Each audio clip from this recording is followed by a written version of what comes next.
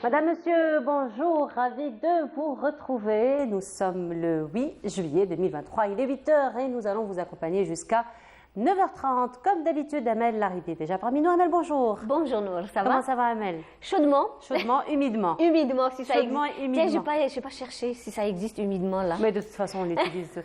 Même si ça n'existe pas dans la On va langue le française, créer. ça se sent dans l'humanité. Exactement, oui. Mais on va le créer, ce Alors, terme. je pense que contextuellement parlant, il a sa place. Oui, N'est-ce oui. pas? Mais on va le créer, t'inquiète. Voilà, effectivement. Mais bon, il fait bon quand même dans le studio. Ça va, Non, ça va. Au il fait studio, bon oui. quand même dans le studio. Oui. Voilà. Alors aujourd'hui, Amel, nous allons nous intéresser en compagnie donc de deux jeunes filles qui ont créé leur start-up. Alors, ce qui est intéressant aujourd'hui avec tous les dispositifs d'encouragement de la jeunesse dans la création des différentes entreprises dans plusieurs domaines, aujourd'hui, même les projets d'études peuvent se transformer en véritables projets économiques sur terrain. Et aujourd'hui, nous avons deux jeunes filles avec nous qui seront avec nous dans quelques instants, qui nous parleront de leur projet, donc devenu par la suite start-up. Il s'agit donc de l'égale technologie numérisation du service foncier en Algérie. C'est la première initiative du genre. Nous parlerons également ce matin de patrimoine en compagnie de Samira, qui vient chaque samedi. Ah bah c'est bien. Les musées, toi tu aimes. Je sais que tu aimes beaucoup les musées. J'aime bien. Et bien voilà, aujourd'hui elle va nous faire un petit tour dans certains musées d'Algérie. D'Algérie. Voilà, donc aujourd'hui elle s'intéresse à l'histoire des arts plastiques à travers les musées. Donc elle va nous emmener un peu quelque part, j'imagine. Ah bah je vais suivre tout à l'heure. Voilà, toi qui t'intéresses au musée, ça va être un bon plan hein, pour les vacances. Pourquoi pas, oui. Pourquoi pas. Oui, c'est des idées. C'est des idées, surtout si on a des jeunes. On prend tout ce qu'il y a. Voilà, surtout si on a des jeunes à la maison, on a besoin de les occuper. Oui, exactement. Voilà, ce sera des bons plans pour les vacances. Aujourd'hui aussi, nous allons nous intéresser à la musique, puisque le groupe Zahir a fait sortir un nouveau clip. Voilà, un nouveau clip. Et nous allons le découvrir ensemble. Et comme chaque samedi, notre ami Ahmed Grigassen, cette fois-ci, il va nous faire découvrir redécouvrir une autre personnalité. Il s'agit de Boudali Safir, professeur en lettres, musicologue aussi. Et donc, on aura plus ample information autour de cette personnalité en compagnie de notre ami Ahmed Grigassen. Voilà, un peu pour le programme de cette matinée. C'est riche, comme à chaque fois. Merci encore une fois, Amal Almi, qui l'a programmé pour nous. Merci, mais sinon, tu insistes aujourd'hui sur chaudement, humidement. Ça va continuer apparemment. Ah oui. Ouais. Les bonnes nouvelles, beau matin, Amel. Ouais. Bah, tu vas voir les cartes après. Ah ouais? Ah ouais. Elles sont aussi paradoxales que celles d'hier? Non. Il y aura quand même un petit repli de la chaleur. On va sentir un peu les températures qui vont baisser un tout petit peu. Ah, baisser un tout petit peu. Baisser, c'est un repli de la chaleur. Ah, donc ça va. Ça va, mais au sud, ça reste quand même caniculaire. Ça reste quand même caniculaire. De toute façon, le sud, c'est un peu la période. Oui, mais bon. Voilà. On pense à eux, hein, franchement, on pense à eux. Hein. Un peu plus de détails? Allons-y. Allez, ce sera juste après.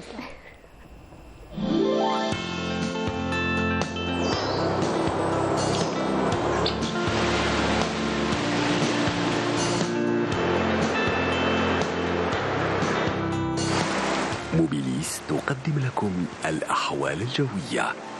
موبيليس، معا نصنع المستقبل.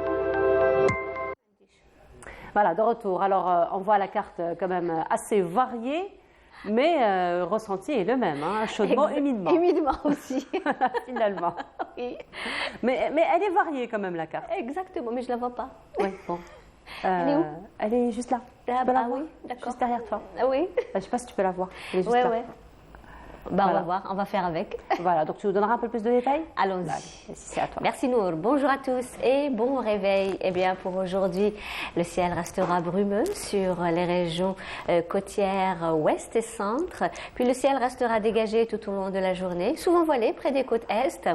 Quelques pluies orageuses sur les hauts plateaux de l'ouest, le centre également, l'est du pays, avec des vents assez forts sur le plateau ouest et centre qui peuvent engendrer quelques particules de sable en suspension et qui peuvent remonter légèrement près des côtes. La moitié sud souvent voilée vers le sud-ouest, le Nord-Sahara, le Sahara central avec toujours des orages qui peuvent donner quelques pluies. Des pluies également vers l'extrême sud, des cellules orageuses sur le Hégard et le Tassili. Ailleurs, le ciel restera plutôt dégagé. Et à noter, des secondes de sable cette fois-ci vers le Bécharoua, le Nord-Sahara, les Oasis, le Sahara central, le Sahara oriental, le Hégard et le Tassili. Les températures, eh bien, quant à elles seront toujours toujours caniculaire au sud. Également sur une partie des régions nord, à titre d'exemple, 44 degrés à Constantine, 42 Batna, 39 Mascara, Relizane, Chlef, Djelfa, 37 à Al-Bayad, 36 Tizi Ouzou, 34 à Annaba et Tlemcen, 31 degrés cette fois-ci Alger, Oran. Au sud, 40 degrés Tamanrasset, Janet, 42 Ilizi, 43 degrés du côté de Tindouf, 48 Borj Bedi Mokhtar, Insalah et enfin 49 degrés le maximum cette fois-ci à Adrar. La mer aujourd'hui, eh bien, elle se montrera peu agitée sur pratiquement l'ensemble des régions côtières, avec des vents faibles sur les côtes centres et les vents seront variables, 10 à 20 km/h, 10 à 30 km/h. Sur les côtes ouest et les vents seront de secteur nord-est et 20 à 40 km/h sur les côtes est et les vents seront de secteur nord-ouest. On va faire un petit tour cette fois-ci du côté du sud de l'Afrique où le temps restera nuageux, pluvieux avec des orages, cette fois-ci à Abidjan, à Abuja, à Addis Abeba, également vers le Cap, partiellement voilé, Bangui, Kinshasa, plutôt dégagé à Windhoek. Le mercure affichera un minimum de 13 degrés vers le Cap, 21 à Antananarivo, 22 Nairobi, 20 degrés à Addis Abeba, 28 Abidjan, 29 Bangui, Abuja et enfin le maximum cette fois-ci à Kinshasa avec 31 degrés sous un ciel partiellement voilé. Voilà, je vous retrouve tout à l'heure, juste après le journal télévisé de midi. Et d'ici là, très très bonne matinée.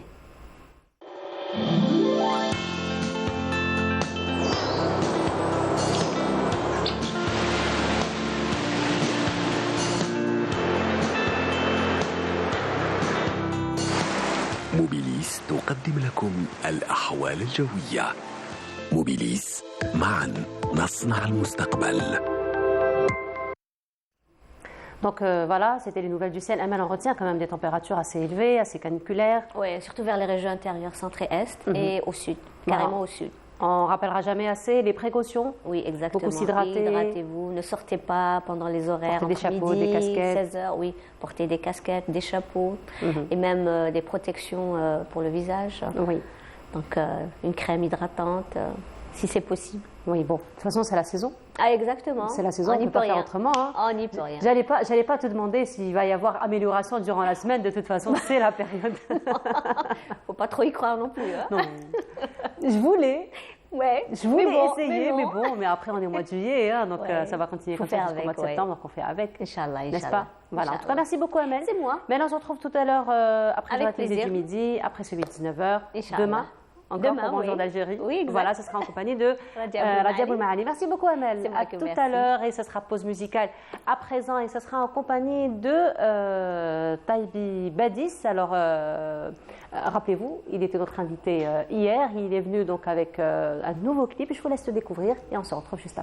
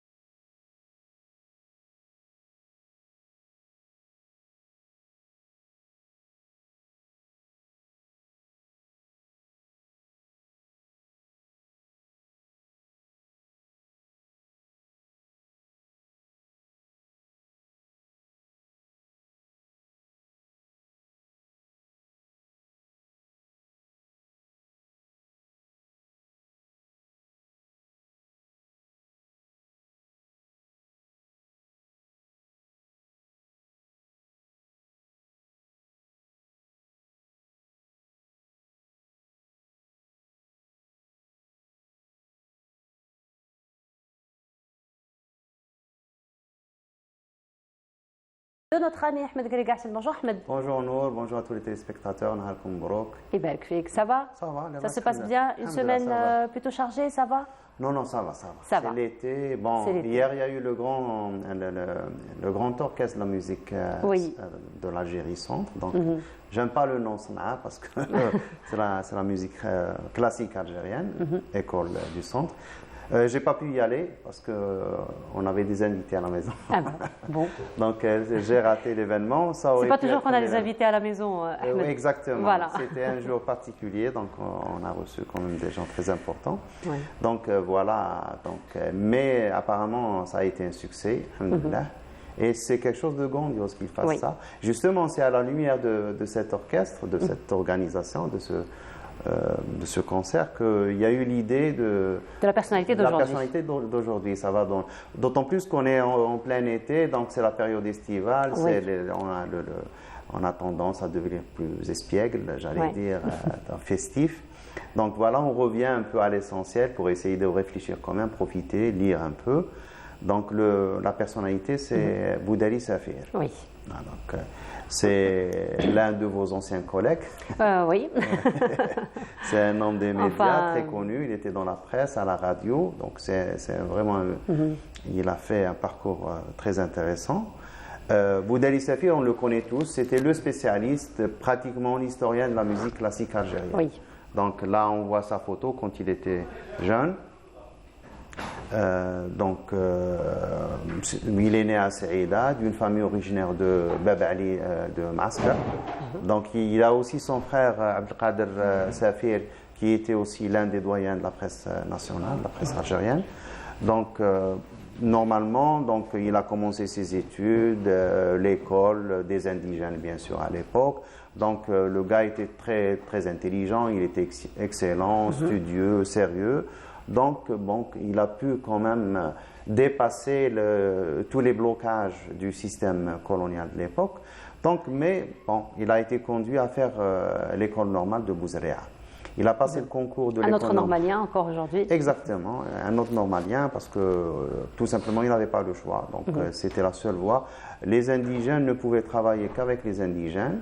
Donc on se rappelle quand on a parlé du médecin Belarbi, quand il s'est installé à Sétif, il a eu beaucoup de problèmes avec les colons parce qu'il ne pouvait pas toucher les gourds parce que c'était un indigène.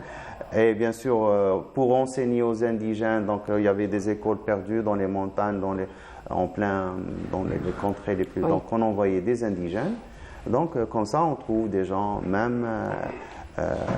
Hossein Aït Ahmed a fait l'ENS aussi, donc c'était aussi l'un des fiefs du nationalisme algérien parce qu'ils se retrouvaient là. Donc ils avaient ou l'ENS ou l'école de droit, ou bien les meilleurs. Quelques-uns pouvaient faire médecine, mais sans plus. Donc lui, il a fait l'ENS, et puis il a commencé sa vie d'enseignant. Donc il a enseigné à Mascara, je crois, à Mostaganem, à Chélif. Donc il se déplaçait dans les collèges et les lycées. C'était plutôt dans les lettres qu'il enseignait. Oui. Donc je ne sais pas quelle matière, donc si c'est le français, donc je ne sais pas exactement, mais je pense que normalement c'était dans les lettres, ou bien histoire-géographie, ou bien français, ou bien tout. Parce que à l'époque, il faisait même l'arithmétique, c'était le même prof qui enseignait ça.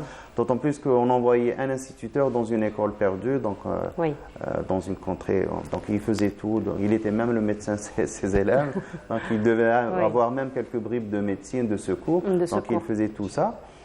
Et à un certain moment, il a croisé la troupe de Mhidin Bechrazi, donc ils étaient de passage. Donc là, il a ouvert ses yeux sur exactement, le théâtre. Et puis il a rencontré un gars qui est devenu par la suite son ami, un gars de Tlemcen, je ne me rappelle plus de son nom, peut-être ça va me revenir par la suite. Et ça lui ouvre un peu la voie, donc il commence à écrire dans la presse. Et puis, donc, il vient ici à Alger. Là, on le voit, donc, le deuxième à partir de la gauche, avec notre ami Abdel Hakim Ziani, avec des moustaches à droite, et au milieu, on a bien sûr Mehdi Bouteflika, bien sûr. Et là, au milieu, avec la barbichette, c'est Ami Ismaël Henni, avec la cravate c'est la nostalgie en régie. Exactement. Et Mouhidine Bechtarzi, c'était à l'occasion de l'hommage qui a été rendu à Cheikh Mouhidine Bechtarzi. Et l'un des instigateurs de l'hommage, c'est bien sûr Boudali Safir, parce que lui, il a marqué la radio algérienne à l'époque, surtout du point de vue artistique. Il a même été directeur artistique. Donc à la radio, il s'occupait de tous les orchestres qu'il y avait, donc l'orchestre kabyle, l'orchestre bédouin, l'orchestre de la musique bédouine, l'orchestre de la musique chabi, l'orchestre de la musique classique. Donc c'est comme ça qu'il s'est un peu initié. Il est devenu par la suite un peu théoricien, historien de la musique algérienne. Il s'est intéressé en publiant plusieurs articles. Donc, et entre autres, il a été à l'origine de la fameuse théorie des 3 écoles. Donc l'école orientale de l'Algérie Est, donc le Malouf, elle viendrait de Séville, je crois, et puis celle du centre d'Alger, de Cordoue, et celle de l'Ouest, de Tlemcen, elle viendrait de Grenade. Bien sûr, c'est une théorie, donc lui, il a imaginé que c'était ça. Mais bon, il faut dire que quand on commence à analyser, à critiquer, on ne trouve pas il n'y a rien de palpable, on n'a pas de preuves. On n'a pas de preuves historiques, quelqu'un qui aurait écrit ça ou quelqu'un qui aurait dit ça dans un livre, un manuscrit, un document, on n'a pas ça. Donc il y a un recueil qui a été publié de ses écrits, donc plusieurs de ses articles. Il a été publié par Si Abdel Qader Ben Amash. Dommage qu'il ne précise pas d'où il tient les articles, parce que donc il donne les textes, mais on ne sait pas. On sait que c'est des articles de presse, mais on n'a ni la date, parce que c'est important pour suivre un peu l'évolution de la réflexion. On peut deviner, parce que quand il écrit sur le festival la musique classique algérienne de 1967, on peut situer, mais sinon les autres, on n'arrive pas à situer pour voir un peu l'évolution de sa réflexion, sa pensée. Donc il a écrit sur plein de choses, sur essentiellement la musique, mais aussi tout ce qui est littérature arabe, tout ce qui est en relation avec bien sûr l'Algérie et l'Andalousie. Et on voit un peu, donc il s'intéresse aussi à la théorisation de la musique, donc la comparaison entre les différents modes musicaux en Algérie. Donc on sait que la musique chez nous elle est mélodique, il y a eu aussi en contrepartie la musique harmonique. Donc il y a des études qui ont été faites à l'époque par des musicologues étrangers, européens essentiellement, sur la comparaison entre les modes qui existent chez nous et surtout les modes grecs. Donc lui, il donne tout ça, donc il explique, il parle aussi des différentes parties qui composent la composition de la nouba, donc entre Touchia, l'Istikhbar, il explique tout ça avec le Msaddar, le Tayhi, donc il donne tout ça, c'est très important. Dommage qu'il n'y a pas eu de suite, donc c'est une très bonne base, on aurait pu avancer un peu plus rapidement parce qu'il a défriché ce domaine, donc, mais bon, en Tunisie... C'était un peu son domaine de spécialisation, la musique andalouse, la musique classique algérienne. Je ne pense pas, je crois qu'il a commencé en tant qu'amateur, parce qu'il le dit dans l'un de ses articles, il dit que en venant à Alger, qu'est-ce qu'il y avait? Il y avait les musiciens qui étaient... des praticiens, donc ils n'avaient pas de théorie, ils avaient chacun son répertoire, chacun ses mélodies en tête. Et puis quand Alger a commencé à attirer les jeunes médelsiens, donc qui venaient étudier à la Médelsa, ceux-là, donc ils avaient un peu le savoir en langue arabe, donc ils étaient très bons, donc ils étaient férus de poésie andalouse, ils étaient férus de mouchahat et de zajel. Donc la musique, ils retrouvaient tout ça vivant, donc ils sont intéressés à la musique. Et c'est ce qui a, il le dit, donc c'est ce qui a poussé les uns et les autres à créer toutes les associations, le Jazairiya, l'Andalousia, le Mousselia, donc tout ce qui est venu par la suite. Et c'est ce brassage qui a permis un peu d'avancer un peu plus. Donc il le dit. Je pense que lui, il a été parmi ces jeunes, donc il a fait l'ENS, il a découvert la musique algérienne. Ça, c'est un article donc, qui est paru dans l'un de ses journaux. Donc il parle, donc il y avait des revues à l'époque, il y avait plus que maintenant. De revues spécialisées scientifiques surtout, non, en littérature. Littérature, Donc, en littérature et en culture en général. Donc, lui, il a été aussi l'un fondateur de plusieurs associations. Là où il était, donc, il participait à la fondation d'associations, en général d'associations culturelles, mais particulièrement musicales. Donc ici à Alger, ou à Tlemcen, ou à Mostaganem, des cercles de lecture, des clubs de lecture, donc tout ça, c'était un très grand militant de la culture algérienne, il faut le dire. Alors justement, Ahmed, on sait de lui qu'il a été justement un grand militant de la musique, un musicologue qui a beaucoup écrit, mais ce qu'on ne sait pas, est-ce qu'il jouait par exemple des instruments de musique? Bonne question.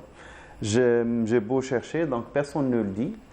Et je ne sais pas, je n'ai pas de réponse à cette question. J'imagine que c'est un mélomane au début. Oui. Il a touché aux instruments parce que quand il parle des instruments, on a l'impression qu'il les connaît. Donc, oui. Mais moi, je ne l'ai pas vu dans une photo, dans un orchestre, ou quelqu'un qui dise qu'il jouait ou qu'il était très bon dans tel instrument ou qu'il préférait tel ou tel instrument. Ça, je n'ai pas cette information, je n'ai pas trouvé. Donc voilà un peu pour les gens qui s'intéressent un peu à la musique algérienne. Oui. Il a travaillé même, il a publié quelques textes, il a fait des traductions. Donc quand il présente une nouba, donc il fait aussi la traduction des textes en langue française parce que lui il était bilingue. Et la traduction est d'un style très littéraire, donc des fois c'est très joli. Donc je peux même, si tu veux, ce qui m'a interpellé, c'est par exemple la définition de la nouba. Donc, oui. Il le dit. La nouba est donc une vaste cantate, une sorte d'oratorio, d'inspiration profane, auquel participent savamment conjugués la musique et chant, voix humaine, solitaire ou rassemblée à l'unisson, et instruments divers prenant la parole tour à tour ou simultanément. C'est plus poétique. Exact. Et ouais, il a un style littéraire très beau. Et par exemple, mais vulgarisé aussi. Exactement, parce qu'il écrivait pour le grand public. Donc là, j'avais vu aussi un texte. Voilà. Ce sont des textes traduits ou ce sont ces textes qu'il a produits? C'est ses publications, c'est ses articles, exactement, donc qu'il a publiés. Je cherche sa traduction d'un texte, comment il s'appelait, Yana Siman Jarradeila. Il donne une traduction merveilleuse. C'est un peu difficile finalement d'aller vers ce genre de traduction.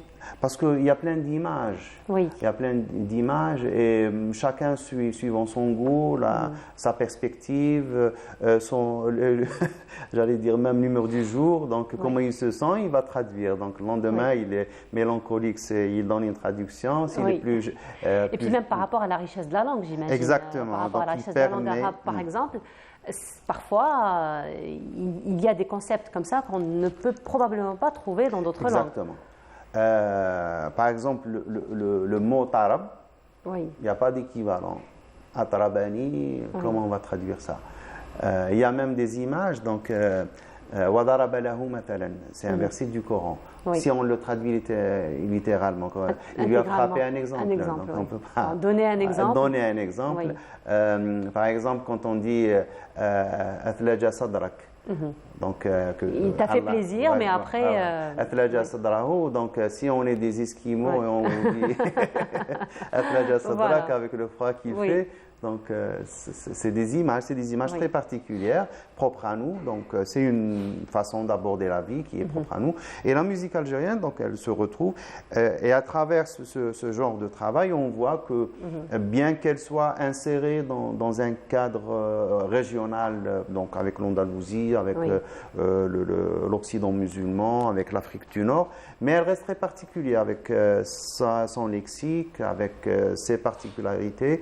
Donc, et on voit aussi les différentes variantes parce que en fait la nature humaine par contre dire que la musique algérienne, classique algérienne, la musique savante algérienne, elle est d'origine andalouse, apparemment, donc historiquement ça ne peut pas être vrai parce que ça veut dire que comme si que les Algériens, donc ni chantaient, ni dansaient, ni célébraient quoi que ce soit. Donc ils étaient là en attente de l'arrivée des exclus andalous qui viennent, qui leur montrent comment faire.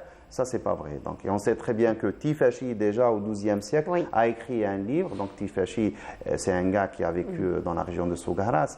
Donc, par la suite, il s'est déplacé à Kairouan. Donc, on a le recueil, donc, et on a aussi un bagage. Et on sait aussi que Ziryab, avant de partir en Andalousie, il a fait un passage à Kairouan. Il est resté une année enseigné donc, chez les Arlabides pendant une année. Donc, ça veut dire que quand même, il y avait quelque chose ici. Et dire qu'elle est andalouse, c'est bien de dire, ça nous permet de nous rappeler de l'Eldorado perdu, de cette partie qu'il y a eu des influences. Qui a été amputée de la famille musulmane, qui est l'Andalousie, qu'on a perdue. Mais donc, il y a eu beaucoup d'influences, mais dans les deux sens. Dans les deux sens, voilà. Exactement, parce qu'on sait que, par exemple, il y avait un Algérien, il était de la région de Msila, donc à un certain moment, c'était un musicologue, il s'est déplacé en Andalousie. On sait qu'Ibn Baja, donc il a fait aussi le voyage inverse, donc il y avait des déplacements dans les deux sens. J'imagine que les photos ont défilé, les images, donc je n'ai pas commenté. Voilà, donc pour revenir un peu au travail.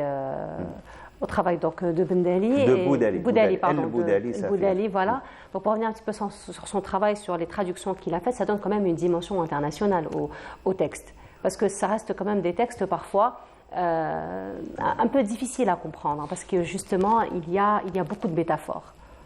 Les textes, tu parles des textes poétiques? Oui, bien sûr. Oui, bien sûr, bien sûr. Donc il y a tous ceux qui sont amusés à traduire. Donc, et la première des choses qu'ils rencontrent, c'est ça. Donc c'est bien sûr, parce qu'on va traduire un sens, l'un des sens qu'on peut voir dans un texte. Parce que, par exemple, on connaît des gens qui ont fait des interprétations, des commentaires ésotériques de quelques textes très profanes. Donc, on peut voir ce qu'on veut. Donc, dans un texte, on peut faire la lecture qu'on veut. Par exemple, Cheikh Al-Alawi, il a fait un commentaire sur Ibn Ashir, qui est un texte religieux pur de jurisprudence, mais avec un prisme très soufi. Donc, il en a tiré des pépites. Donc, bien sûr, le texte permet de faire, suivant l'angle de vision, et encore plus quand on décrit, par exemple, quand on parle d'amour, donc on imagine l'amour qu'on a. Donc l'amour qu'on a à 17 ans, c'est pas le même amour qu'on a à 50 ans, c'est pas le même amour qu'on a à 70 ans. Donc l'un va penser à sa bien-aimée, l'autre il va penser que c'est la Mecque, l'autre va penser que c'est donc tout dépend. Donc si on se met à la lumière de Rab' al-Adawiya, donc c'est Shawq al-Ishtiyaq et toute cette.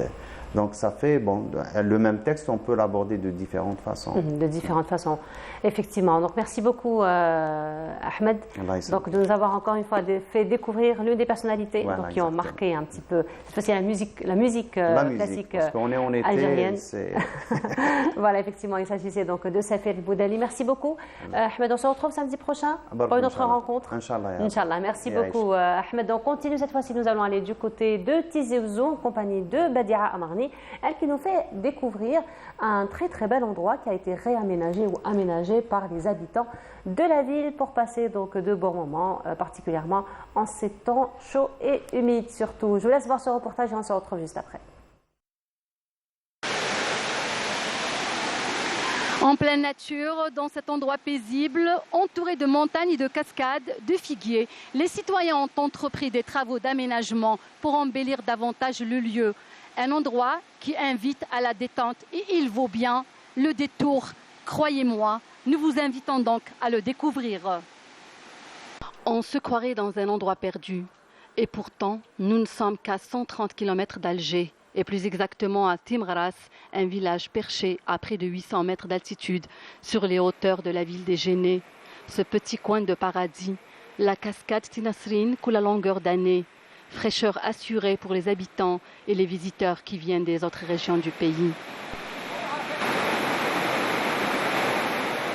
Nous sommes venus de Chorfa à Bouira pour passer le week-end. Franchement, c'est un endroit très beau à visiter.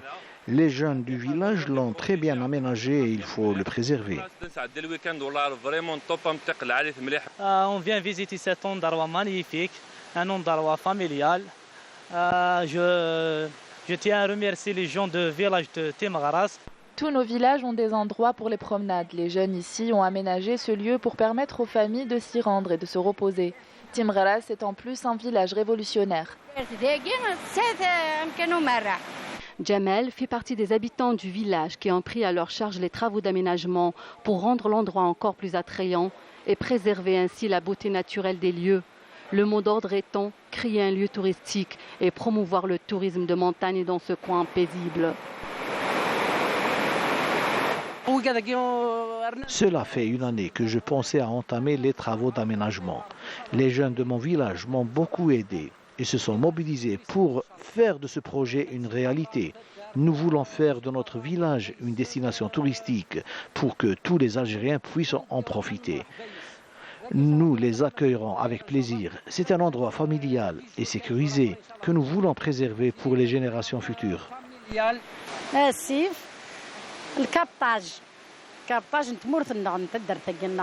Ici, c'est la rivière et le captage de notre village. En été, c'est ici que tous les jeunes et même les familles se rendent pour se ressourcer.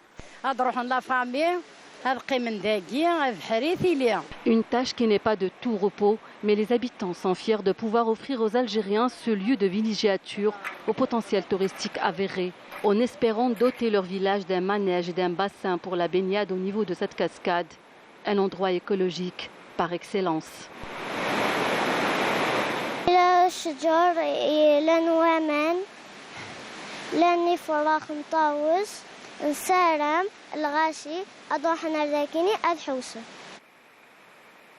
Une invitation à la découverte, à la détente et au dépaysement.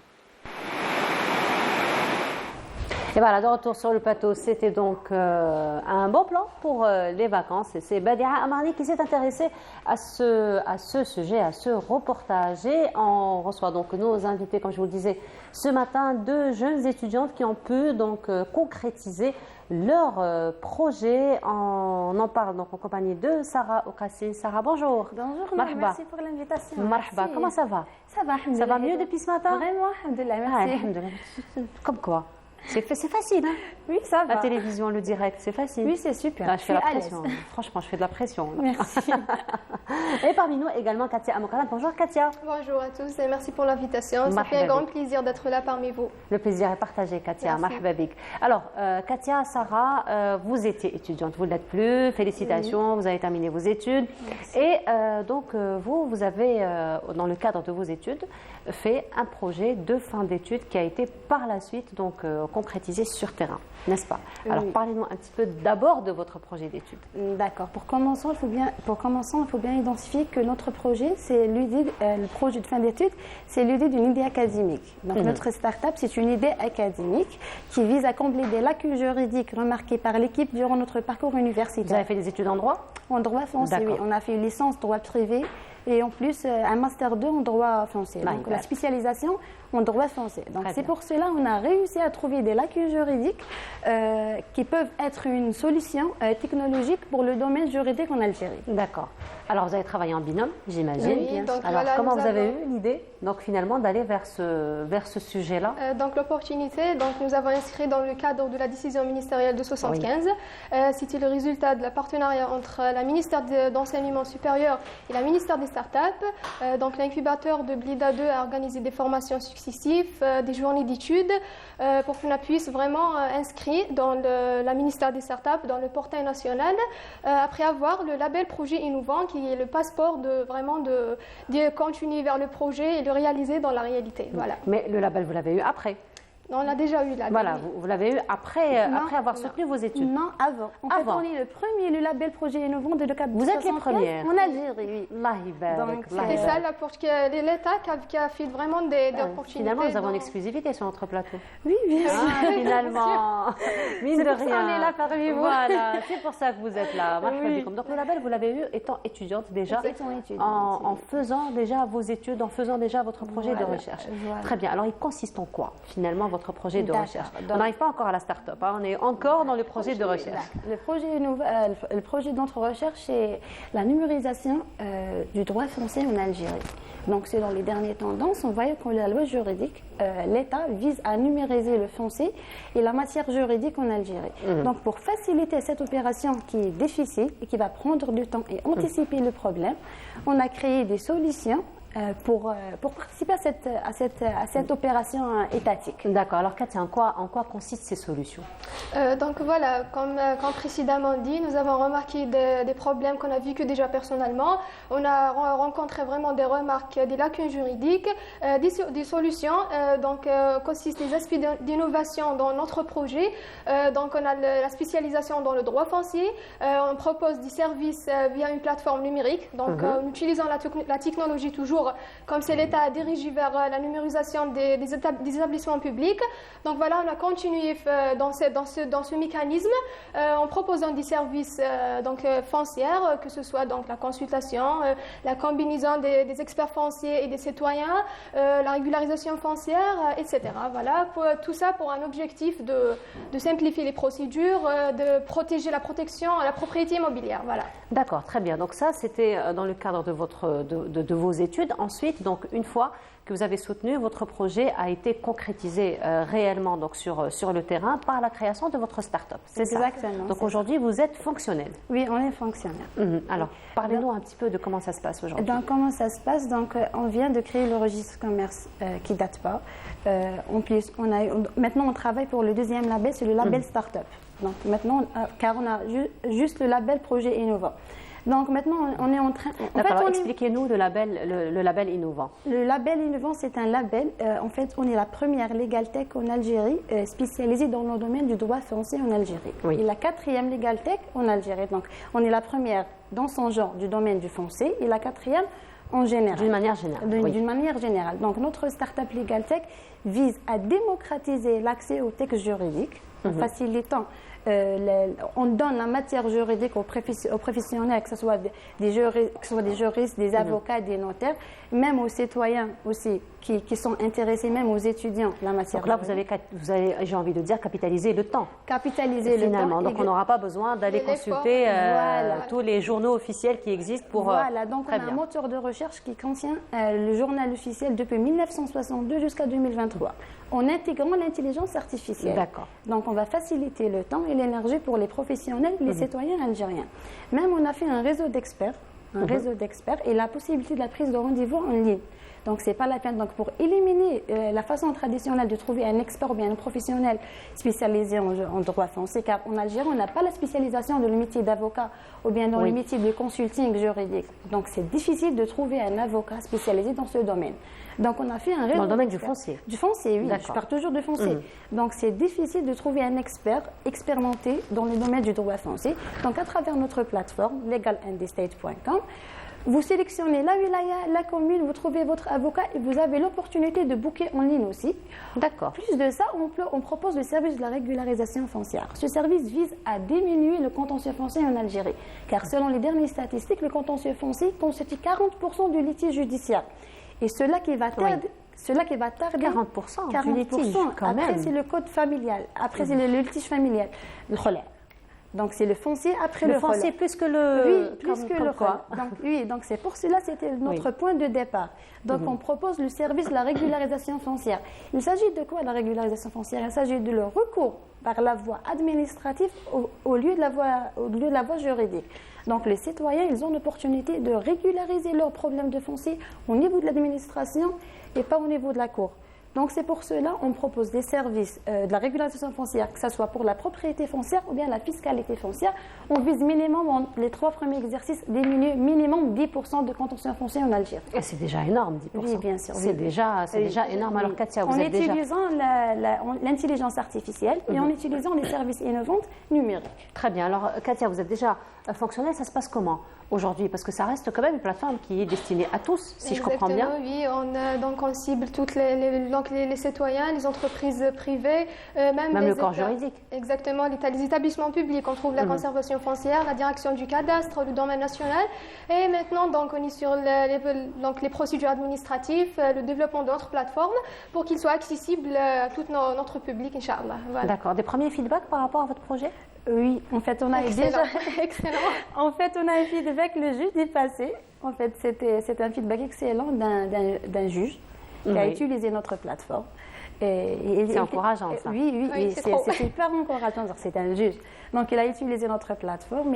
Il a trouvé la matière juridique facilement. Il nous a dit que vous m'avez épargné le temps de trouver un article bien circulaire. En fait, je pense que le circulaire dure 8-15. Oui, donc, il a cherché ça, il l'a trouvé facilement. Il nous a envoyé un feedback. Il a cru qu'on est des avocats.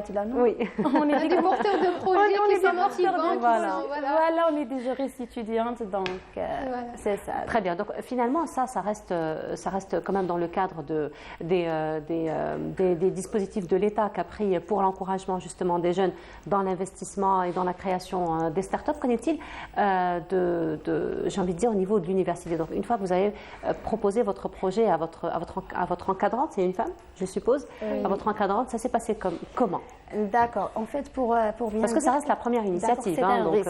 Oui. Donc, à vrai dire, c'est un risque, car on est des étudiants académiques. Oui. Donc, on va débarquer le monde de l'entrepreneuriat. C'est quelque chose de nouveau.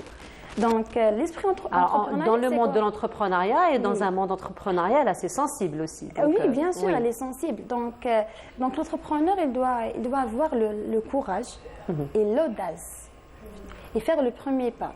Donc, c'est fou. D'ailleurs, il y a un invité maintenant, il nous a dit « Ah, dans le droit, vous avez fait une start-up. » Oui. Donc, c'est ça l'innovation. Et la première du genre. Et la première il fallait préciser. La première de genre, la quatrième en Algérie. Oui. Donc, il nous a fallu d'avoir le courage. Donc, on a proposé l'aider à l'encadrante. L'encadrante, elle était un peu mitigée dès le début, puisqu'elle n'est pas formée, c'est quelque chose de nouveau. C'était un risque pour nous, car durant notre parcours académique, on était toujours excellentes, on était toujours des majeurs. Après, je dis toujours à Katia, imaginez, la dernière année, on va basculer, elle m'a dit, vas-y, on fait le courage, et on débarque le 275. Après ça, il nous a demandé du courage, puis on a postulé, le projet a été refusé dès le début. Après, ça, c'est une belle anecdote. Oui, voilà. Donc ils ont refusé ça va encourager beaucoup de personnes qui sont en train de ils ont refusé le projet. Après, on a repostulé, on a insisté. Persévérance. 15 jours après, on a eu le premier projet innovant sur l'échelle nationale dans le cadre de la loi 275. Mais comment elle le dit, avec des yeux pétillants comme ça. Oui, mais tu dis là aussi. Mais donc vous avez c'était raison, ça. Et maintenant, on est avec la création de la start-up. On apprend toujours. Ce n'est qu'un début d'un long parcours ensemble. Exactement. Voilà, on voit que le domaine de l'entrepreneuriat, ce n'est pas un monopole bien exclusif pour les chercheurs dans le domaine de management, de droit des affaires ou bien. Genre, la volonté et la prise de risque, c'est lui qui joue un rôle pour développer votre projet, les idées, pour répondre à des solutions, à des problèmes qui existent dans la société. Voilà. Certainement, voilà. En fait, ce que vous venez de dire est très important, c'est vraiment aller vers la recherche des besoins de la société, de répondre à ces besoins-là, et c'est ce que vous avez fait d'ailleurs. Mais sinon, dans le process aujourd'hui, dans la création de votre start-up, donc le projet a été soutenu, vous avez eu votre label, maintenant vous êtes en pleine concrétisation de votre projet. Vous vous faites aussi encadrer par rapport à votre parcours en tant qu'entrepreneur? Non, actuellement non. On était incubés au niveau d'incubateur de l'université Blida 2. D'accord. Donc dans pas longtemps, on a une incubation on projette sur une incubation privée. Donc je ne vais pas citer l'incubateur. Pour améliorer les idées et pour avoir un monopole, un vrai monopole pour la gestion de notre start-up. Car c'est pas évident de débraquer directement le marché algérien sans avoir une expérience. Oui. Donc on planifie et connaître pour ça. Surtout Et connaître, oui. Puisque ça reste, on est des juristes académiques, donc on est dans le monde de l'entrepreneuriat, ça date de 8 mois, c'est tout. Donc on planifie pour ça, pour une incubation privée, pour bien débraquer le marché algérien. Alors, comment vous comptez justement développer la plateforme aujourd'hui, Katia? Donc, le développement de plateforme, ça se fait avec un développeur. Dans notre équipe, justement, on va lui le proposer. Vous n'êtes pas les deux, alors? Il y a toute une équipe avec vous, d'accord. Voilà, un développeur, c'est celui qui prend en charge le développement du site, le design du site, du plateforme, même pour le marketing. Donc là, on reste des juristes dans le droit académique, dans la gestion du site. Sinon, pour le développement du site, le marketing, le design, etc., on va compter sur des autres personnes qualifiées. Voilà. Donc, voilà, on va décentraliser un petit peu le travail. On a recruté un développeur récemment donc pour améliorer le prototype, car avant d'avoir le label, il faut au minimum avoir le MVP. Donc on a eu le MVP. C'est quoi? L'MVP, c'est le Minimum Value Product. Donc c'est pour avoir le label, le ministère des startups, il demande un MVP pour voir c'est quoi notre projet, c'est quoi notre startup, c'est quoi notre plateforme. Donc on a fait un MVP. Et après, donc pour débraquer le marché algérien, le marché a besoin d'un service, d'un produit innovant, plus intéressant qu'un MVP.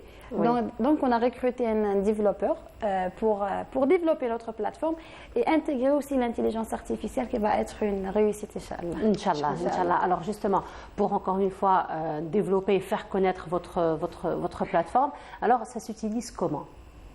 Comment on peut utiliser votre plateforme? Comment on peut y accéder? Comment on l'utilise? D'accord. Vous parlez de processus. De processus, oui. Pour avoir notre produit. Donc, en commençant, il y a cette étape. Donc, il faut avoir l'idée. Il faut avoir qu'est-ce que j'ai comme un citoyen, comme un client. Ma problématique. J'ai besoin de quoi? Ma problématique. Par exemple, vous avez besoin d'un texte juridique. Vous savez pas c'est quoi la date du texte ou bien le numéro du journal officiel. Donc, vous connectez, vous tapez www.legalandstate.com. Combien de W? 3 W. Donc, legalandstate.com. Donc, vous trouvez la barre de la recherche. Vous trouvez la barre de la recherche, vous tapez par exemple l'axe, le décret 0815, la régularisation foncière. Vous cliquez, donc vous écrivez 0815, le décret de la régularisation foncière. Après, il s'affiche le décret et même les articles qui ont en relation avec le décret. Ça, c'est pour le moteur de recherche. Sinon, pour les experts ou bien les avocats, vous sélectionnez la wilaya, la commune. Vous aurez le nom, le prénom, le fax d'avocat et vous pouvez prendre même un rendez-vous en ligne. Et pareil pour la consultation, on a des juristes. Donc, on a recruté des juristes qui font la consultation en ligne. Donc, vous bookez, il y a un calendrier. Il y a un calendrier pour désigner le nom, le prénom, la date du rendez-vous et l'heure de la disponibilité. Après, l'équipage de notre plateforme, il va appeler, il va confirmer le rendez-vous avec le client. Après, on fait le matching entre le client et le consultant. Sinon, la régularisation... Pardon, juste par la consultation, elle se fait en ligne ou en présentiel? Donc, tout dépend du choix du client. D'accord. S'il est prêt, donc notre siège, c'est à Blida. Donc, s'il est de Blida et ses alentours, il peut venir au niveau de notre siège et avoir sa consultation. S'il est loin, par exemple, d'autres wilayas du sud ou bien du nord, la consultation se fait en ligne. Donc, tout dépend du choix. Et c'est vous qui êtes toujours le médiateur? Oui, bien sûr. C'est toujours bien. D'accord. Donc voilà, en parlant du siège, il faut faire attention aux privilèges que l'État a mis en disposition des porteurs de projets. Donc, celui qui a un label projet innovant, il va bénéficier d'exonération des impôts. Et il va bénéficier aussi d'un siège au niveau d'université, Blida 2, pendant 2 ans pour exercer l'activité commerciale. Voilà, très bien, donc c'est un gros avantage. Donc pour l'instant, vous êtes implanté au niveau de l'université de Blida 2. Exactement, bien sûr. Un commencement d'une start-up. Pendant 2 ans. Oui, pendant 2 ans, on a le siège. On a ce siège au niveau de l'université. Très bien, ça vous laissera le temps donc, de bien développer votre... Donc toujours une start-up, on commence par un petit budget, donc on essaie d'épargner le Voilà, c'est pour encourager encore une fois. Donc une fois qu'on a booké la consultation, ça se passe comment par la suite? Donc la consultation, après l'équipe de communication de Legal and State appelle le client pour confirmer le book, confirmer le rendez-vous. Après, on fait le matching. Ça, c'est pour la consultation juridique. Sinon, la régularisation foncière ou bien de la fiscalité foncière, le client doit booker aussi en ligne en choisissant les services, les catégories des services. Les services qui sont genre divisé par la fiscalité. Il y a le service de la fiscalité, il y a le service de foncier. Donc, il choisit un service et il book. Qu'est-ce qu'il y a comme service, par exemple? La régularisation du bien, donc la sortie du bien indivis. donc l'individu, sortie de l'individu, la régularisation de l'inconnu, donc le 0406. Pour la régularisation foncière, on a aussi l'obtention des titres de propriété, l'obtention des permissions et des certificats d'urbanisme. Dans la régularisation fiscale, on a la déclaration d'impôts résultant d'allocations immobilières. On a le suivi du litige immobilier, plutôt fiscal, qui se fait par l'administration fiscale au lieu le recours judiciaire. Donc voilà, on a aussi comme l'inconnu qui vraiment fait grande partie du problème foncier en Algérie. Et voilà, donc on a répertorié tous les services de deux catégories. On a catégorie foncière et catégorie fiscale. Voilà, donc finalement, on est bien organisé. On risque pas de se perdre dans votre plateforme. On va encore développer, en fait. Voilà, on va encore développer. De toute façon, il y a toujours une amélioration. Exactement. Bien, c'est tous les jours. C'est ça le processus de la start-up, la scalabilité. Voilà. La start-up, elle demande toujours la scalabilité. Donc, on vise pour ça. Donc, saut après saut, étape par étape. Étape, doucement mais sûrement. C'est ça. Alors, des projets, les filles? Des projets? Des projets? Ça y est, maintenant vous êtes entrepreneur. Oui. Maintenant, vous savez que vous êtes courageuse, vous savez que vous êtes audacieuse, vous savez que vous pouvez foncer. On ne va pas s'arrêter là. Oui. Donc, des projets, on vise à être. Donc, notre vision comme entrepreneur jeune, on vise à être la première Legal Tech en Algérie. Inch'Allah. C'est notre premier projet. Après, on retourne vers notre parcours académique. Voilà. Donc, vous allez faire ça en parallèle. En parallèle. Parcours académique pour le doctorat, c'est ça? Et le doctorat, exactement. Inch'Allah. En tout cas, on vous souhaite une très très belle continuation, beaucoup de réussite. Bravo pour tout ce que vous faites et très très belle continuation à vous. Merci. Je rappelle Sarah Okassi et Katia Amokran. Donc, vous êtes les gérantes de la start-up, la première start-up Legal and Estate en Algérie. Voilà. En tout cas, très très belle continuation à vous, les filles. On se retrouve très bientôt pour d'autres projets. Merci. Pourquoi pas? Inch'Allah. Donc, quand on sera dans la réalité, Inch'Allah, on va parler plus sur. Inch'Allah, oui. Inch'Allah, marhaba bikoum. Belle continuation et très belle réussite. Et on continue, cette fois-ci, nous allons aller à la découverte d'un artiste peintre en compagnie de Samia Bouharour et on se retrouve juste après. Des couleurs chatoyantes, des lignes courbées, des profondeurs, des ombres et des lumières, tous bien exprimés par le pinceau de Omar Saad. J'ai commencé à peindre depuis mon très jeune âge. À partir de 10 ans, 11 ans, j'ai découvert la peinture à travers un tableau qui m'a marqué. Et j'ai pas arrêté de peindre, de dessiner, de peindre, de dessiner, de peindre. Je le faisais pour moi. Je le faisais pour moi parce que ça me rendait heureux. J'avais besoin de rien d'autre. Dessiner, j'aime peindre la nature, les paysages, la nature. J'aime les couleurs, j'aime la lumière. C'est ça qui me rend heureux et je suis sûr que c'est ça qui rend heureux les gens. Omar est autodidacte. Il peint ses émotions, souvenirs et ses espoirs. Il voyage même au-delà de ses pensées, la tête dans les étoiles, les pieds sur un petit nuage. Pour lui, comme pour Saint-Exupéry, l'essentiel est invisible pour les yeux. On ne voit bien que par le cœur. C'est les tableaux d'astrophysique. Voilà, c'est ça qui m'interpelle. Pourquoi? Parce que on voit d'où on vient, on voit qu'est-ce qu'on est, c'est-à-dire que quand on voit un tableau de cette manière, on va passer le voir, vous allez comprendre. Quand on voit ça, on se dit, on n'est rien du tout. Très ému par le flux des passionnés qui se sont intéressés à ces toiles, Omar ne le cache pas. Il y a eu beaucoup de gens qui sont venus, je suis ému aux larmes. Voilà. Et la deuxième satisfaction, c'est les ventes que j'ai effectuées, etc. Voilà. Aujourd'hui, la satisfaction principale, c'est le retour du public. À travers le livre d'or qu'on a, il y a eu des expressions, des émotions qui étaient. Si on arrive à lire ce livre d'or, il y a de quoi écrire un bon livre d'or.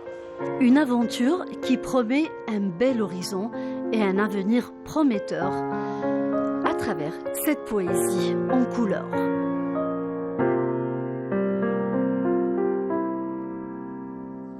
Et de retour sur le plateau. Eh bien oui, si on est de retour, c'est bien. Nous étions du côté de la galerie Rassim en compagnie donc, de Samia Bouarour. Et Samira Hadjama est déjà parmi nous. Samira, bonjour. Bonjour Nour. Comment ça va Samira? Ça va, alhamdoulilah. Ça se passe bien? Très très bien, alhamdoulilah. Alhamdoulilah. La galerie Rassim, ça tombe bien. Ça tombe bien? Oui, ça parce tombe très bien. On va parler un peu de Rassim, de Omar Rassim. Un peu ou beaucoup? Un peu, beaucoup, un peu plus. Mais surtout de parler de son art. De son art, de ses travaux. Et de l'école qu'il a créée. Il l'a créée bien sûr avec son frère Mohamed Rassim, qui est un peu plus connu que Omar Rassim. Donc on connaît Omar Rassim, on connaît le lycée. Le lycée, oui. Qui se trouve du côté du centre-ville. Voilà. On connaît ce lycée. Donc ce lycée a été dédié à Omar Rassim et à son frère aussi, Mohamed Rassim. C'est une famille d'artistes, c'est une famille d'artistes à la Casbah. Ce sont des gens du cœur d'Alger. Et cœur d'Alger, dans la Casbah, il y avait les anciens métiers. Et les anciens métiers, c'est eux qui pratiquement les ont inventés, surtout leur père, Ben Ali. Voilà, Ali. Les Rassim ont appris, donc Omar et Mohamed Rassim ont appris de leur père, qui lui a appris de son père. Donc Rassim, c'est pas hasard, hein, c'est dessinateur. Voilà, donc c'est une famille d'artistes de tout temps, je crois. De père en fils. De père en fils, voilà.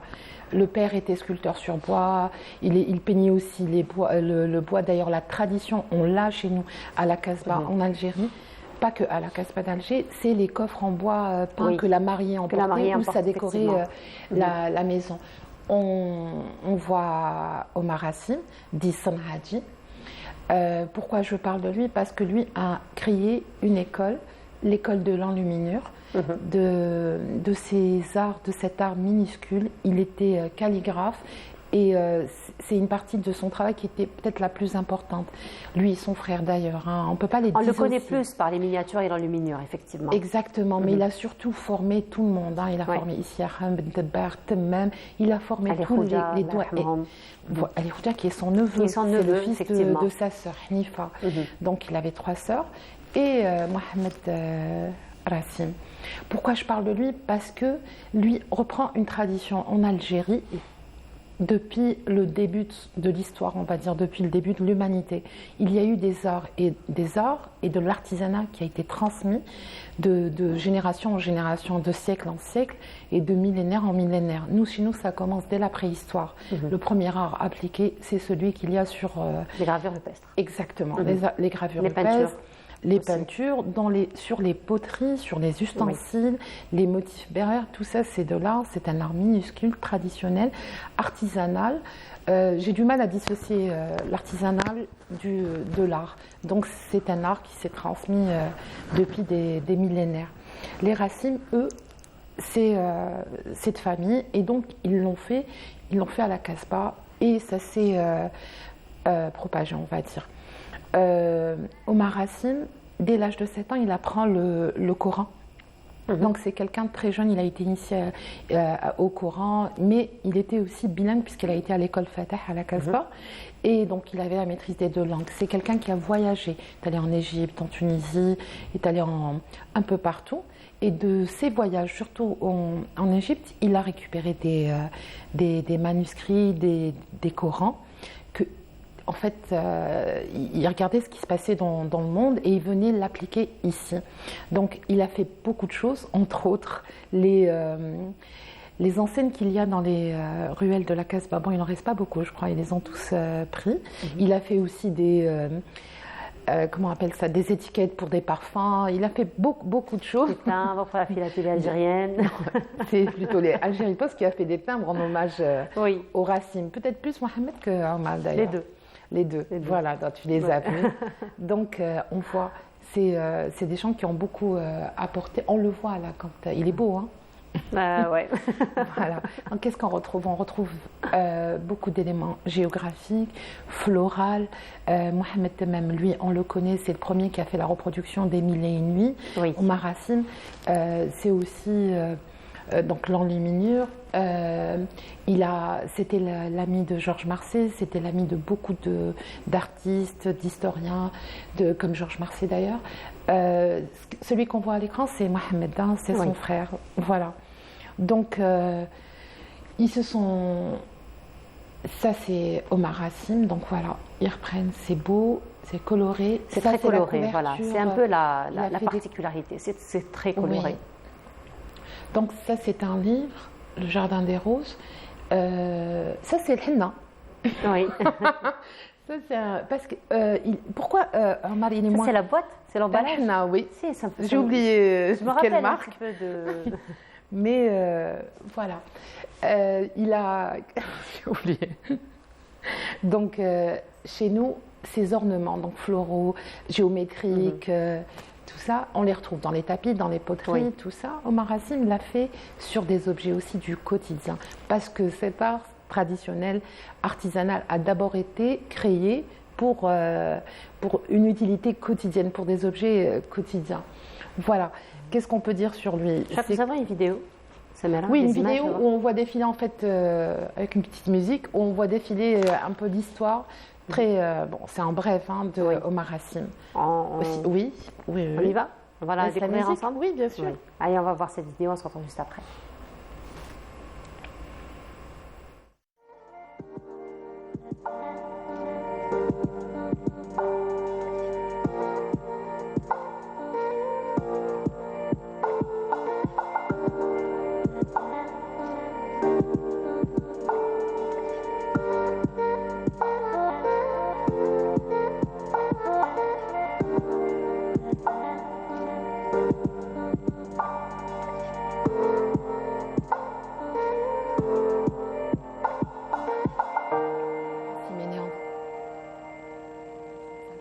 Donc juste avant l'indépendance.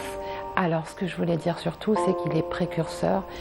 Il est le précurseur des médias en Algérie, parce que c'était un journaliste aussi, et qu'il a tenté année après année de créer des journaux, des magazines.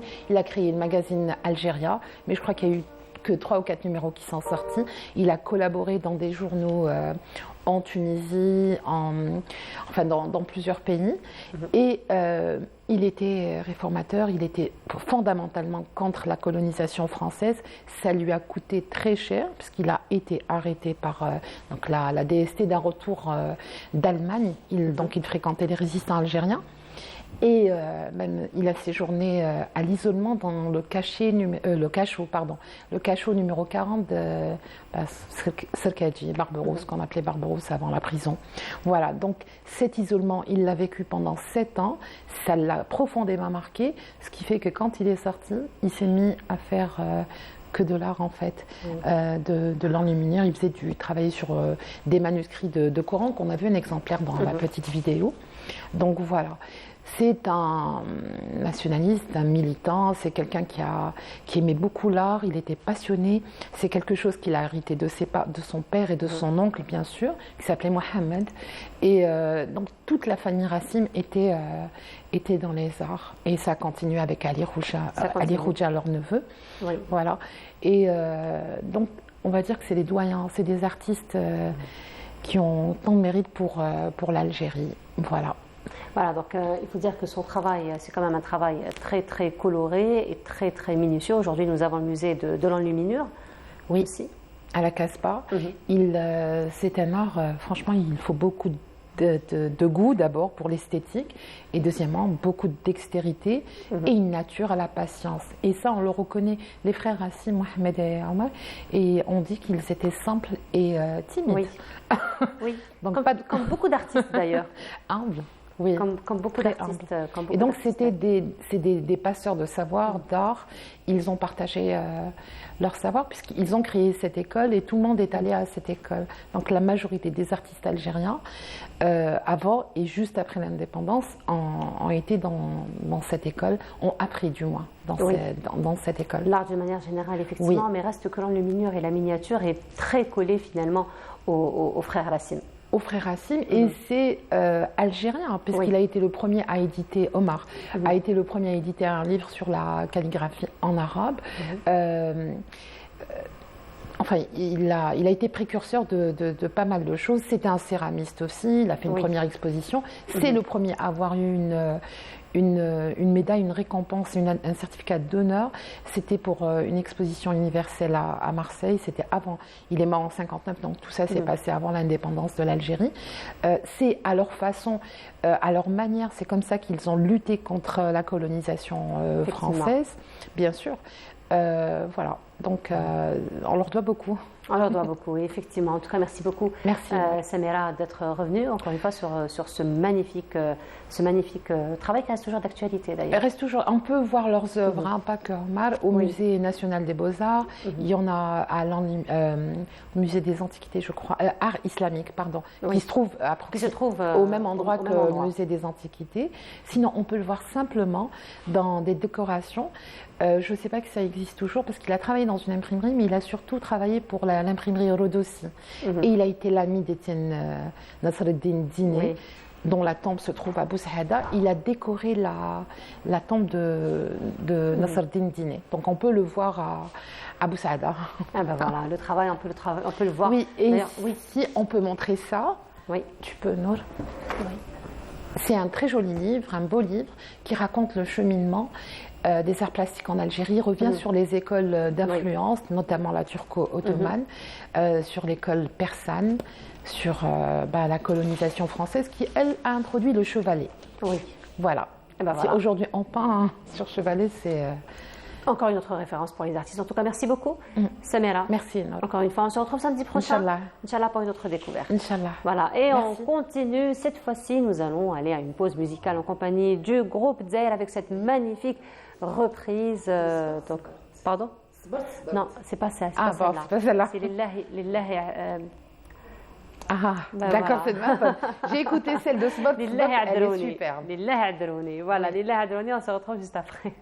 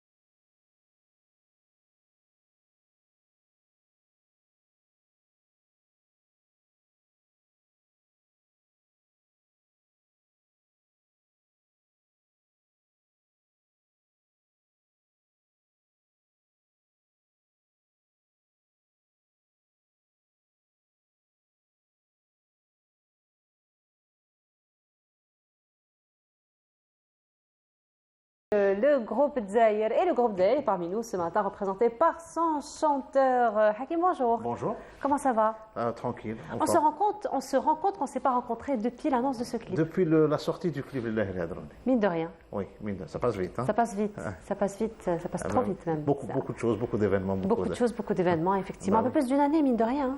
Oui. Un peu plus d'une année. Mais on n'a pas chômé pour autant. Non, du tout. Ça va, beaucoup de choses. Ça ne ressemble pas au groupe Dzaïr en tout cas. Non. Ça ne ressemble pas au groupe Dzaïr. Ça ressemble pas. Non, ça ne ressemble pas. C'est juste cours de circonstances, on va dire. Oui, il y a beaucoup de choses dans la vie qu'on doit gérer, beaucoup de choses, beaucoup d'événements, maintenant le plaisir, la tristesse, donc ça passe vite. On sent rien, ça passe. Voilà, alors on va juste ouvrir une petite parenthèse par rapport à la tristesse, parce qu'il faut dire que la famille artistique a été beaucoup endeuillée ces temps-ci. Oui. On a beaucoup perdu, mine de rien, et suite à cela, vous avez organisé un événement jeudi dernier pour leur rendre hommage finalement. Exactement, jeudi passé, c'était à Ben Zaidoun. D'ailleurs, je remercie l'OREF pour nous avoir donné la chance de s'exprimer, de leur donner la chance de faire notre deuil à notre manière. Notre manière pour ces gens-là, surtout pour Mohamed Amin Karish, notre ingé son, et Redouane récemment, deuxième jour qui nous a quittés, c'est-à-dire ce n'est pas uniquement un musicien ou là, c'est un frère. C'est un des premiers membres fondateurs du groupe Dzaïr. Et en plus, on a perdu d'autres amis, qui m'a Merzouk du groupe Jugulator et Ami Houari de Oulad Bambara. Et tout ça, c'est venu comme ça, d'un coup. Et c'est triste. C'est vrai que c'est triste, mais bon, ça c'est la vie. Ça c'est la vie, effectivement. En tout cas, on profite de cette occasion pour présenter toutes nos condoléances déjà à vous, à leur famille. Leurs proches, voilà. Voilà, toute la famille artistique aussi. Exactement. Voilà, mais sinon, si vous êtes là aujourd'hui, c'est parce que vous venez avec une nouveauté. Hakim, vous venez jamais les mains vides. Oui, toujours فتاعي. toujours فتاعك même si مرحبا بيا لعندك. Oui. ما قلتهاش اليوم انا عارف كيفاه. بلاش مرحبا بك عندي. الله يسلمك. Voilà, c'est un nouveau single, le clip toujours réalisé par Hicham Daou. Oui. Et voilà, c'est un nouveau single. Notre ami, notre collègue. Voilà. Mais c'est un clip un peu spécial aujourd'hui. Oui. C'est-à-dire, généralement, on évite. C'est pas question on évite. On veut sortir un peu du lot et faire des clips un peu originaux. D'accord. Qu'est-ce qui fait la particularité un petit peu du clip? On va le voir dans un petit moment. Il n'y a pas nous déjà. Ah oui. Il y a le texte.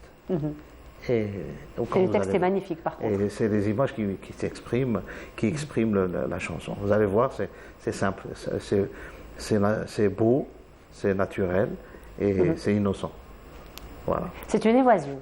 C'est une évasion. Une sorte d'évasion. Exactement. Voilà, ça vous dit qu'on aille le découvrir ensemble? Marhaba. Voilà, et on va découvrir donc le nouveau clip du groupe Dzaïr et on se retrouve juste après.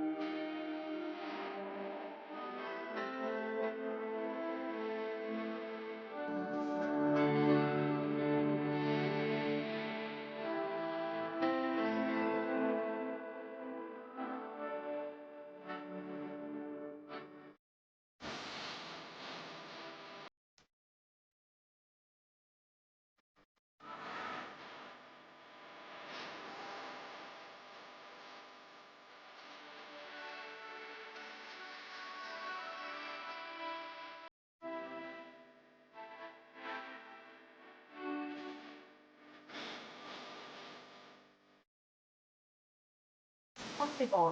Votre problème, c'est bon, ça veut dire que c'est top. Voilà, de retour sur le plateau, c'était donc le nouveau clip du groupe Zahir.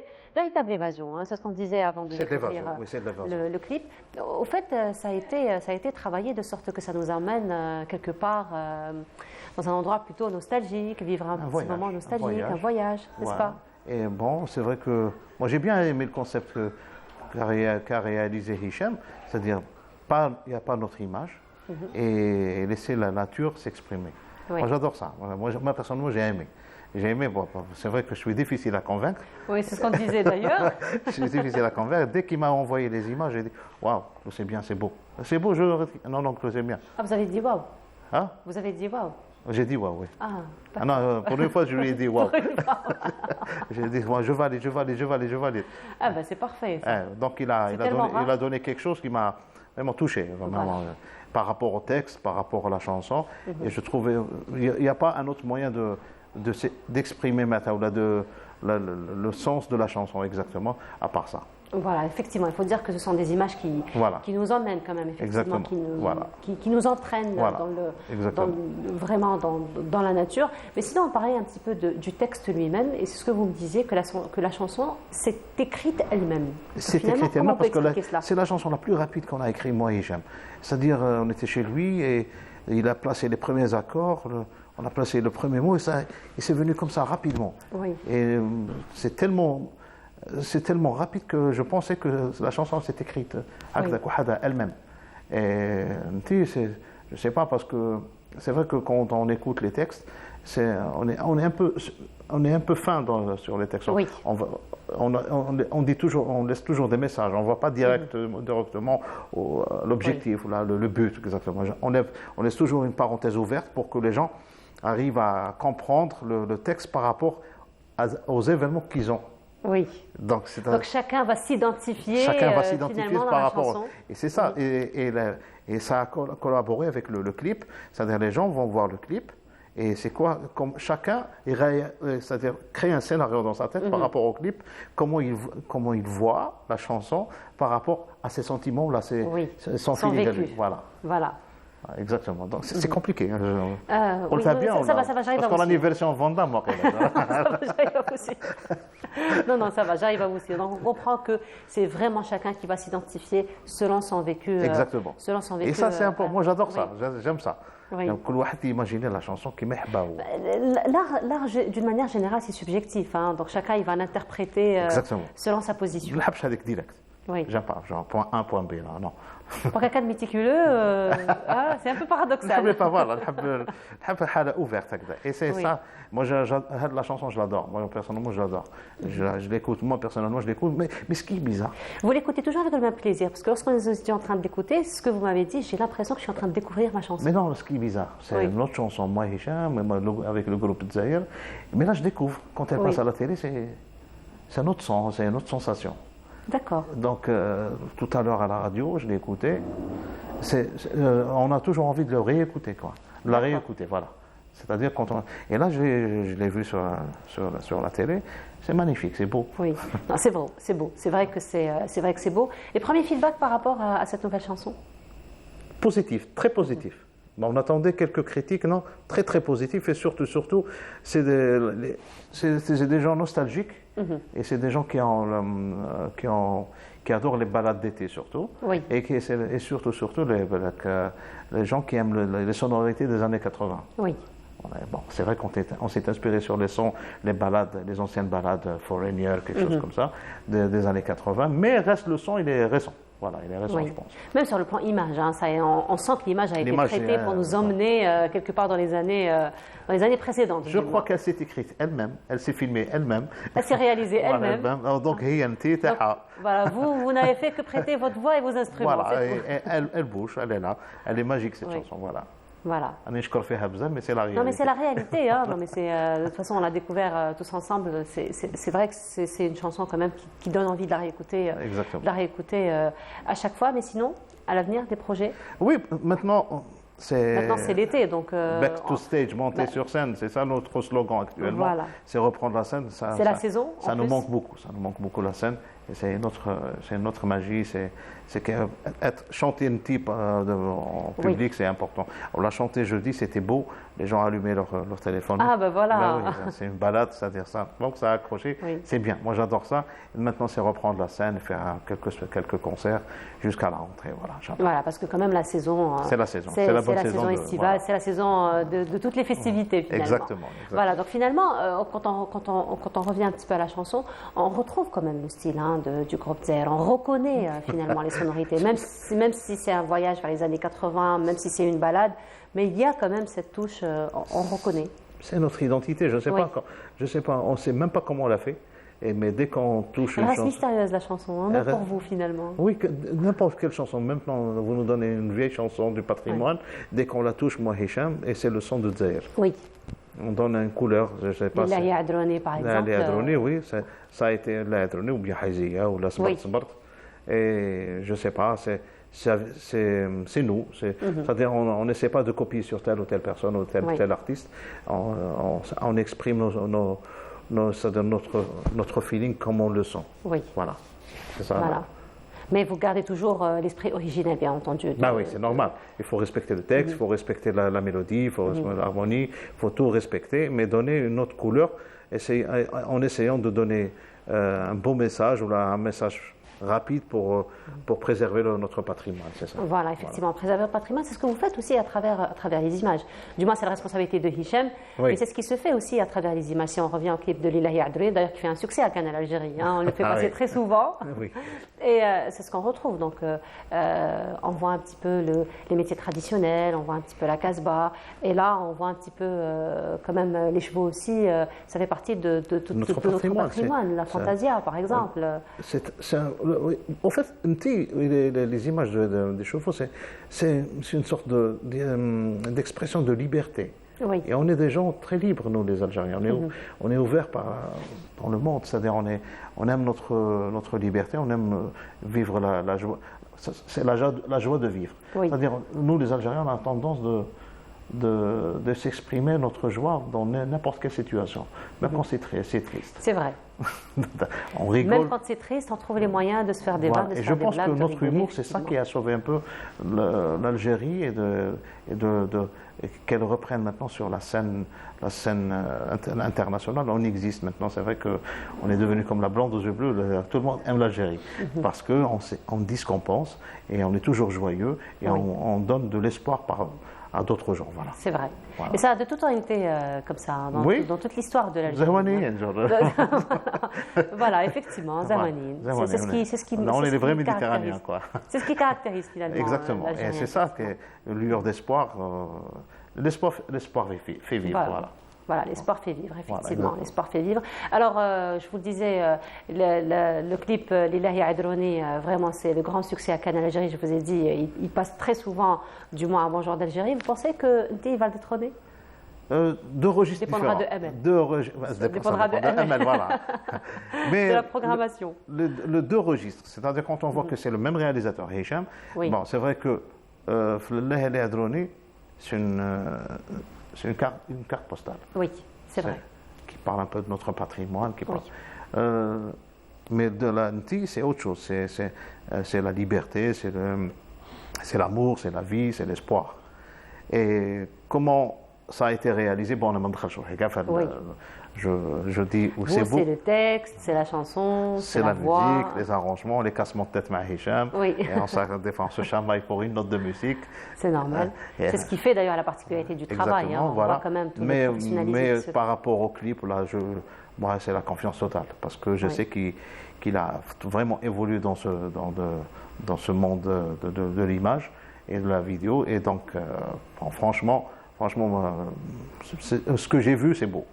Maintenant, on attend d'autres clips parce que là, il a une mission très impossible. Donc, là, on a pris goût. Donc, on est devenu gourmand. Très impossible et qui deviendra possible. Voilà. On est gourmand, donc alors il se prépare pour. Vous êtes gourmand, vos fans sont gourmands, n'est-ce pas? Donc, là, il s'inspire. Mais ça reste quand même une responsabilité quand on fait comme ça toujours du bon travail. Donc, il faut toujours aller vers l'excellence. Il vaut mieux faire peu et bien que faire beaucoup et nul. Voilà. C'est vrai. Il vaut mieux faire haja bien, c'est un petit peu votre devise. Ah oui, on prend notre temps, c'est surtout musicalement. on veut sortir un peu du lot, donner notre empreinte, c'est nous, c'est Dzaïr, c'est pas quelqu'un d'autre. Effectivement. La chanson, elle est déjà sur les réseaux sociaux? Oui. Ah oui. Mais alors, le feedback sur les réseaux sociaux, on est à combien? Moi, j'aime pas ça, on est à combien. J'aime pas booster d'abord. Ça donne? Ça donne, moi, pour moi, c'est le fait qu'il y a des gens qui m'ont appelé de l'étranger, ils me disent que l'Allah el Yadrouni, pardonnez, passe dans une radio étrangère, c'est bien ça. Et pour Nti, c'est. En fait, il y a des gens qui nous ont envoyé des messages ou quelque chose comme ça. Ils disent que, waouh, ça fait longtemps qu'on n'a pas entendu une chanson, une chanson en chanson. C'est-à-dire qu'il n'y a pas d'électronique, il n'y a rien du tout. Un beau texte, une bonne musique, des solos de guitare bien étudiés et un son. On ne va pas dire c'est le son waouh, mais le son idéal pour une chanson radio FM ou comment dire, pop FM. C'était votre objectif d'ailleurs. C'est notre objectif. C'était votre objectif. Voilà. En tout cas, on vous souhaite beaucoup de succès. Merci à vous. Pour cette nouvelle, pour ce nouveau single. Voilà, nouveau single. Voilà. Alors, je vous souhaite beaucoup de succès. Merci à vous. C'est déjà réservé pour nous, pour Bonjour d'Algérie. Ça vous dit de la réécouter encore? Oui. Voilà, pourquoi pas. En tout cas, merci beaucoup d'avoir été parmi nous ce matin. Très belle continuation. Très gentil, Et puis on se retrouvera durant l'été pour des. Ah oui, vous allez revenir chez moi. Voilà, je vais revenir chez vous, exactement, pour annoncer les événements. Voilà. En tout cas, merci beaucoup. Ça a été un plaisir de vous avoir parmi nous ce matin. Voilà, donc nous arrivons à la fin de notre émission. Merci beaucoup de nous avoir suivis. Je vous souhaite une très agréable journée à tous. À partir de demain, à 8h, vous retrouverez Radia Aboulmaali pour en parler le week-end prochain. Je vous souhaite une très belle semaine à tous et on se quitte avec la magnifique chanson la nouvelle chanson du groupe Dzaïr Nti. Au revoir.